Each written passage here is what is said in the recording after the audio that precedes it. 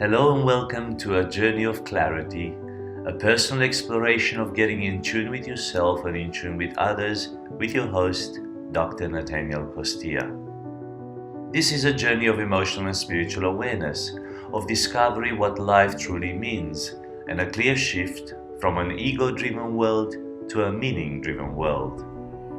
I believe we can become more in tune with our thoughts, our emotions, and our spirituality. And as we do that, we will make better decisions, have deeper connections, more fulfillment, and even more joy. This is a bit of clarity. Well, good day, Natanael here with another episode of A Bit of Clarity. What does every woman want? Well, I wish I knew the answer to that question. Men have struggled with this, even women have struggled with this, so I'm not even going to try to answer that question. Maybe I'll give you a glimpse in the next episode, but in this episode, maybe we should tackle the other one. What does every man want? And don't say the obvious, because it's not the obvious, okay? They want something more. And that something more is called respect. Every man wants to be respected. So if you have somebody in your life, whether it's a husband or a son or a father, you will know that they all want to have that dignity, that respect given to them. And not just men, of course, women want to be respected as well, but in some sense, it just seems so much simpler to satisfy a man by giving him respect. So if respect is so important to men and, of course, to women as well, imagine how much more we would get along with other people in life if we had this social awareness. If we were able to give and receive respect, if we were able to earn respect and also be kind to other people and respect other people. So today in this wonderful episode 31, we will talk about respect, the give and receive of respect. So if you've downloaded the show notes before, you know where to find them. If you haven't, go to eq.org.au and download the show notes and follow them with us, because a lot of the good stuff is in there and you will hear me talk about those things. And they're also available in the comments. Just follow the links and the prompts there. What is respect? Well, I have defined it here, and there are so many definitions out there. Uncle Google will give you wherever you want to look. You probably know what respect is down deep inside, so we will define it. This will just reaffirm and reconfirm what you already know. Respect means that you accept somebody for who they are, even when they're different from you or you don't agree with them. So it doesn't mean that you really like these people or you love these people, or they are, you have chemistry with these people, or you have a relationship with these people. Respect is something that you choose to give to people out of your own understanding that respect is valuable, that the other person is a human being and they are worthy of being respected. They are somebody's daughter or somebody's son. They are somebody's husband or wife. They are somebody's brother or sister. They are somebody's best friend. They have this existence in them. They have a soul, they have a spirit, they have a body. They are valuable. They have been created by the good God, and they are worthy of our respect. So it means that you accept these people as being co-human beings with you. You exist with these people, even though you don't fully have to agree. So you just respect them because they are there, because they exist. You don't need to have a reason to respect them. You don't have to earn, or they don't have to earn your respect in a sense. Now, I will talk about something else briefly about trust, because there is a difference between trust and respect. So, respect in your relationships builds feelings of trust, safety, and well-being. So, as I said, trust is not something that you must have to respect somebody. Trust can be built out of respect, but trust doesn't come first. You can't trust somebody if you don't respect them. You respect them, and in time, you can build trust with these people. Some people say, well, I can't trust that person, and as such, I won't respect them. Well, they're different things. So to trust somebody is to put some sort of trust in them, to actually give them some part of you. But in respect, you just honor these people regardless of who they are, regardless of what they do. Trust comes later. Also, safety comes later. Also, well-being comes later. But first of all, respect. Respect doesn't have to come naturally. It is something that you learn. In fact, we naturally are not respectful. I mean, look at kids. They run amok everywhere they are. Look at 2-3-year-olds. They don't respect their parents. They don't respect the people around them. They learn respect. Unfortunately, some people never seem to learn it, and they struggle through life and they have many social problems. But respect is something we learn to do, to perform. And the sooner you learn this, depends where you were brought up. You were probably brought up with people that have really disciplined you because you didn't respect others. Maybe in your culture, you really respected the elders, the older people, maybe the women, maybe the mothers, the fathers, the parents, the sisters. Maybe, you were surrounded by a very respectful social circle. But in other places, some people didn't learn to be respectful, or their parents weren't as respectful, or maybe their upbringing was in a condition, space where respect wasn't a value or a priority. It doesn't really matter, and you can't blame your past, you can't blame your parents, you can't blame your conditioning. It is something that you can develop, it is something that you can learn. It's an awareness that I'm bringing to you today to apply in your life, because everybody is worthy of respect. In the real world, not everyone will automatically give you the respect you deserve as a human being. That's the truth. You can give it, and a lot of the times you will not get it, but that doesn't stop you from giving it. People are caught up in emotions and lose the simple principles of common courtesy. I mean, look on the road. Somebody cuts in front of you, or you cut in front of somebody, and before you know it, the emotions run wild. They beep their horn, they come behind you, they want to ram you off the road. It's out of nothing, really, because people just don't have the common courtesy of respect. My children play soccer, football, and sometimes the parents on the sideline are more disrespectful than the children. They go, kick him, they go, push him, kick it hard, doesn't matter, get him from behind. And these are parents, and I'm thinking, man, the kids are more respectful, and you seem to be losing your, to be caught up in those emotions. So there is, however, a simple principle that will almost always help you to earn respect, and emotionally intelligent people know how to get it. To earn respect, you have to give respect. People will mirror what you do. If you respect people, naturally, unconsciously, they will respect you.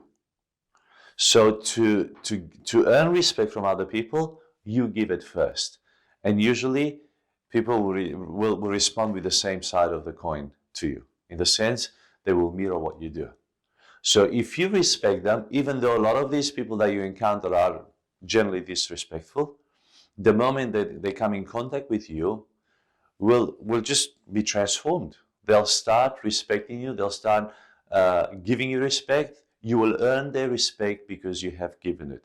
So the rapport that you build with these people are based on mutual understanding, mutual acknowledgement, mutual respect. So it's very important that you are the driver, that you are the pioneer, that you are the initiator of a respectful relationship, of giving respect, and giving respect to to everybody you meet. It doesn't really matter whether they're young or old. You can respect young children even though you're much older than them. In fact, you can look them in the eyes and chat to them, and they'll light up. They will love it, and they will have so much respect and honor for you when you do that. A good friend of mine, when we travel around the world with him, is a man in his 60s. In fact, he's a widower. His wife passed away, and every time we went into a house, because we stayed with people as we were touring, and we were meeting the family, he would spend time with their children and just prompting questions and asking them, and then listening to them, looking them in the eyes, and communicating with them at a really high level, in the sense he was interested, respectfully interested in their lives, in their way of seeing things. And children just blossomed around him because he gave them that respect, and they just respected him back. If he would ask for anything, they would jump with joy at doing it for him, because there was mutual respect. And I learned an amazing lesson from him. Let me tell you, when I was young, I wasn't very respectful. In fact, I was very selfish, egocentric, maybe narcissist in some ways. I just didn't care too much about the people around me. And it was just ignorance, absolute ignorance. Maybe that's the opposite of respect, ignorance. I just didn't care too much about other people. I had some sort of empathy and compassion for people, if they were hurt or if they needed some assistance, I would give to them, I would pay for them, no problem. But the level of respect wasn't always there, or my attitude wasn't healthy. And gradually in time, as this priority has awakened inside of me, even though it was deposited in there by my parents, it was dormant, it was latent. And eventually it begins to stir you up and grow. And as you learn it and you become more aware of it, you begin to practice it. And I'm not there yet, but I'm learning more and more. So we're on the same journey. I don't want to measure and compare where we are with other people. We only compare it with ourselves. How much and how well do I respect other people around me? And that's a good test for us. All right. How to give and receive respect. There are five ways, or 5 principles, or 5 steps, or 5 values here that will help you give and receive respect, earn and also give respect. Number 1, you ready? So number 1, acknowledge the person. Acknowledge the person. Acknowledge the human being that you are with. Long before you even say a word, you can respect the person by acknowledging them. How do you acknowledge them? This means looking them in the eyes, just basically eye contact. Usually that happens before you even shake somebody's hand, before you even discuss anything, before you even communicate. A lot of the times we think communication is verbal and that we have to speak to somebody. A lot of communication happens long before we even say a word to the other person. Usually eye contact is the first form of communication that we have with somebody, unless we've communicated on text or other means, emails. But usually face-to-face, the first contact is the eye contact. So just look them in the eyes, affirm them, maybe raise your eyebrows, maybe, smile, acknowledge them, nod your head, maybe shake their hands, introduce yourself, or just acknowledge the person. And this is very, very important, because the opposite of that is to ignore the person. And unfortunately, we know how to do that too. We go in a social setting and there are some people that we either don't want to engage with, or we know and maybe there's a bit of a gap between us, and we know how to ignore those people really well. We don't even look at them, or we give them a bad eye. So acknowledge the person in a gentle way, in a nice way, in a smiling way. Maybe, as I said, just nod your head, hi, In acknowledging the person, you also respect their different points of view and accept they see things from another perspective. So also acknowledge that they are a different human being. They will not see the things that you see the way you see them. They will see things differently. They're unique. You are unique. It just proves that we're all different. We may see things different. We may see things the same, but most of the time we don't see things the same. We don't have to have the same perspective to respect each other. So just by acknowledging that they have a point of view, by acknowledging that they see things in a way that, may or not be in agreement with you, it doesn't really matter. They are still worthy of your respect. Make them feel heard. So even though you don't agree with them, let them empty out, let them say what they have to say. They are human just like you, and they deserve your respect. So you got to raise yourself above the situation, above the messiness of life, and say this person is a human being. They have been created by God. They've been allowed to come into this world to fulfill their potential. They are somebody's special treasure. They are valuable in somebody's eyes. They belong to a tribe. They belong to a family. They belong to a society. They are part of the human race. They are part of the human fabric, if you want. We are all part of the same thing. We are here to live this life in some way or another. It doesn't mean that we have to live together with them, or we have to always be pushing in the same direction, but we can respect them.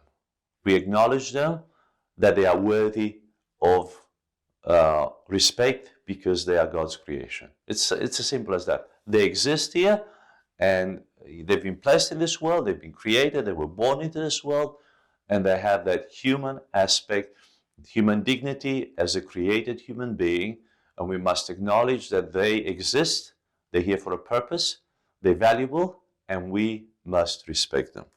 So to have this awareness is very important because it forms the basis. Because then, why would be the reason for you to respect them? It would have to be based on something else, either their performance, either the way you like them or don't like them, the way you love them or you don't love them, the way they say things, the way they don't say things. So it doesn't really matter who they are and what they do. They are worthy of respect and your respect because they exist. Their simple existence gives you enough reason for you to respect them.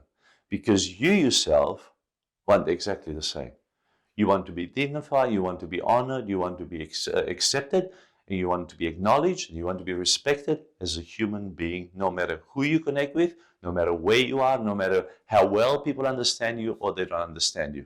You are worthy of their respect, and so are they. Do not confuse respect with trust or with like, so you can respect all. And I put that there because sometimes we confuse it. I said earlier, we confuse respect with trust. I can't trust that person, so I won't respect them. That's wrong. You don't have to trust that person to respect them. You can respect them. You don't have to trust them. In a sense, trust is another level of earning, those connections, deep connections in a relationship. You respect them first. Whether you get to a level of trust or not, it doesn't really matter. Respect comes first. Whether you like that person or you don't like that person, you can still respect them. Hope this makes sense. So, number one, acknowledge the person. Number two, hear the full story. Hear the full story. Avoid making assumptions and drawing premature conclusions. We are very biased. We judge people or we make assumptions way before they finish their story. Way before sometimes they even speak. We can make our judgment based on the way they look, the way they dress up, the way they smile, the way they appear, whether they're tall, skinny, I don't know, large, shirt hanging out, new shoes, old shoes, car they drive, I don't know, friends around them, makeup, hair, whatever. We begin to judge people and to make assumptions about them. Then while they chat, while they share something with us, while they begin their story, we prematurely make assumptions about them. We construct in our mind a persona, which most of the time is not very accurate. Our view is conditioned by our upbringing, by our own perspective, and if we don't give them enough time, we will have very skewed views towards that person. So avoid making assumptions and drawing premature conclusions. Ask questions and go deeper. So, just prompt some questions. So you see it this way. So what else? What else happened? Or how else do you see this? Or tell me more.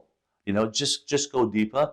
I mean, imagine if you can focus on the person and just let that discussion be about them. Your turn may or may not come, and it's not about that. But when you want to give respect, give full respect to that person in front of you. Listen to others as well. So if they're telling you a story or their perspective on something, listen to other people about the same story. Don't just make your mind up from one point of view, from one story that somebody tells you.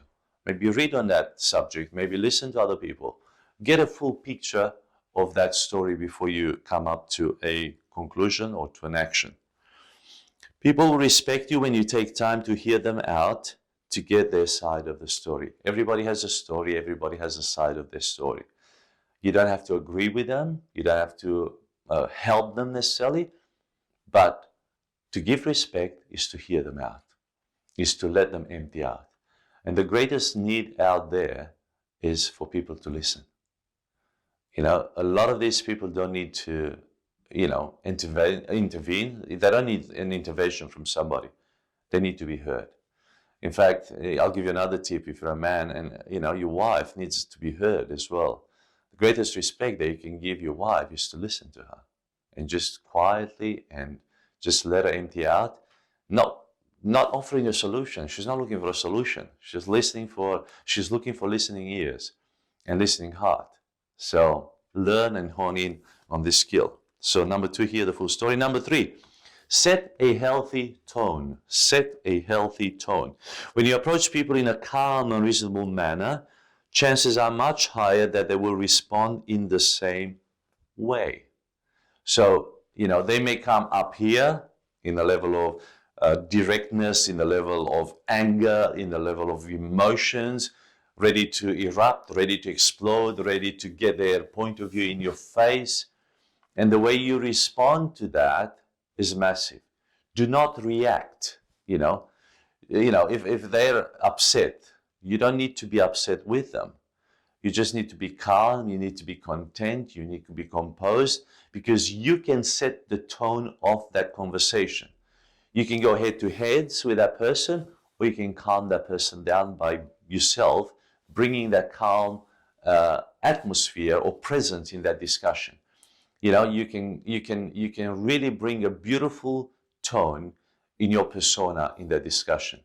So check your emotional thermometer in that moment. Don't be dragged into their world, into their bubble, into their emotion, but just stay above it and remain composed and set a healthy tone. Tell me more. I understand you're upset about this. What makes you upset? And as they empty out, you will see that you will bring them down to your level of calm. Once they've gone over that, we do that with our kids. I mean, God, they amplify everything. It's like disaster. The way they get so wrapped up about something, and they yell, they scream, they throw a tantrum, and in that moment you can't talk to them in a rational way. What are you going to do? You're going to smack them and try and get some sense out of them? No. In that moment, you just love them. You talk to them gently in a calm voice. You hug them, and you set the tone. Otherwise, they will lead the way, and you're not going to be wrapped up in their emotion and in their little upset state that they're in. So you bring a lot of calmness, security, assurance, and before you know it, within seconds, that child is settled. But if you go head to head with a child, that anger will just develop and grow, and that tantrum, rather than lasting 2 minutes, it will last 20 minutes, and the child will just go on and on. So we know how to do that with as adults towards children. In every other setting, maybe we should learn to be very calm and content and just set the tone, set a healthy tone in every discussion. If you're trying to get a point across, and you will with other adults in the social context, you will not agree with what they're saying. So obviously you'd want to come across very strongly and tell them that they're wrong. But, what I'm saying here, if you're trying to get a point across, aim to be kind and fair, not accusatory, in the sense, don't make them feel bad. Be fair and say, look, I don't see things that way. The way I see it, it's a bit like this, like this, like this. You may see it differently, but just be kind to them, and don't point the finger. Are you so silly? Or how can you see that way? What makes you think? What's going on in your brain? Can't you think for yourself? Be respectful and say, look, I see that you have your own view on this, and your view is quite strong. Well, the way I see it, it's like this and like this, like this. My experience tells me this, or I saw this in, and rather than judging the person, maybe focus on something else where they can begin to see it in a different light, from a different angle. Okay? The old saying is true. You'll catch more flies with honey than with vinegar. So, be sweet, be nice to people, because eventually people will come around. At the very least, make honey the appetizer, I wrote down there. At least at the beginning, bring some sweetness into discussion. Let them, even though you have to be firm, and even though you have to give clarity and direction and leadership maybe towards the discussion, at least be sweet enough to hear them out, and then to be able to set, a healthy tone where discussion happens, where there's harmony in that discussion, where the sort of spirits are quenched and the emotional roller coaster is no longer there, where you can talk to the person, and then you can probably bring some input, some healthy input in that person. So set a healthy tone. Number 4, keep a balanced view of yourself. Keep a balanced view of yourself. Everyone has something valuable to offer, not just you. You may not agree with them, but you can see the good in everyone. Focus on their strengths and also on yours. Avoid arrogance and conceit. How many times do we show arrogance? It's almost like, man, I'm a manager, I'm a coach, I'm a director. Why are you telling me this? It's like, do you not see how, my level of understanding, my level of social intelligence, my level of emotional intelligence, my status? Don't you see my success? Don't you see my story? We can be very arrogant. We can come from, looking down and frowning towards people. Have a good sense of yourself and respect the other person. Give more than you receive. Look at them with kind eyes, with loving eyes.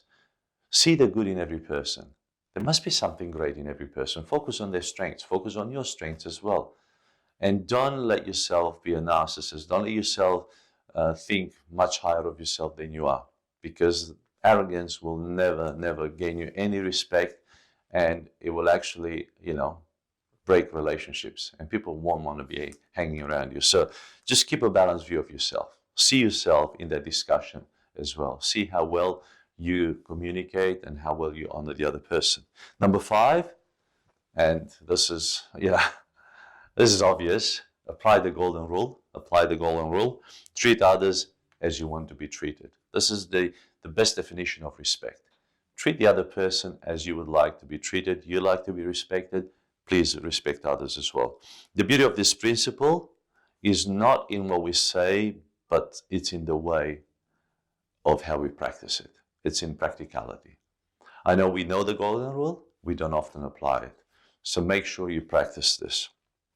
The golden rule is easy to remember while encouraging respect and connection. Further, to fulfill the golden rule in the ultimate sense requires taking others' tastes, values, and perspectives into consideration. It's what you want as well. So look at their values, look at their perspectives, look at what they like, what they don't like. Consider their world of view. Consider their point of view. Consider how they see things, and value that and respect that. And even though you may not agree with them, just respect them for who they are. Respect them for what they see, and they will give you the same respect as well.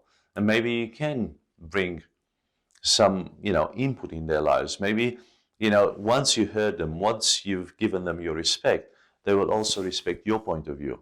And you may be able to bring some value to them and add some value to their lives. And they will follow more what you do than what you say. So when you give them a glimpse of who you are and what you do, that will motivate them, that will inspire them to shift something beautiful in their lives. So give respect first to earn respect. Application. There's always an application with this, and whether you're driving or whether you're listening to this while jogging or walking, do take a few minutes afterwards and write things down. If you're not going to do it today, you're not going to do it tomorrow. So make sure that you do it as soon as possible. It's when you apply this, when you put this into practice, that's when the rubber hits the road. That's when you actually are shifting something amazing in your life, and emotional intelligence really sinks in. So think of a person who needs your respect and write down 5 specific ways in which you can give them respect. So think of somebody in your circle or in your family or colleagues, work, whatever, whom needs your respect. And just in a very practical way, find 5 ways or 5 action points that you will show and give respect to that person. And obviously you've got here the 5, but maybe they're more specific. Maybe you focus on one of them a bit more. But just note 5 things down, what you will do to give respect to that person. And I'd love to hear the result of that. I'd love to hear what happens weeks afterwards, maybe days afterwards, and how this has helped you become a more respectful person, and a more socially intelligent person. We love your feedback that we receive on various platforms, on podcasts and Google Podcasts, Apple Podcasts, on Captivate, on Amazon, on Spotify, and on YouTube. Keep them coming. We love those 5-star ratings that we receive, and we want more of those because we get more promoted on, especially on Apple Podcasts. So thank you for those people who are cheering us on and are watching this and are listening to this and are sharing this, because as we become more emotionally intelligent, we change this world one person at a time. And you are that person and I am that person. And when you and I get better, this whole world gets better. We'll see you next time. I'm Dr. Natanael Costea, and I thank you so much for joining me on this journey of clarity through emotional and spiritual awareness.